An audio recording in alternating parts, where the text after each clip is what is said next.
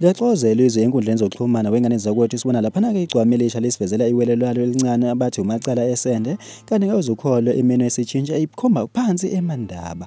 Hayi ke wengane zakwethu angithathele lithuba ke nginibingelele ngembuso City MTV ngithi nje mosaqala ungena la kule channel isicela wenze okulungile upressa phela usubscribe no notification bell uzibe amathubeni amahle wokuthola wonke ama-video azophuma la kule channel.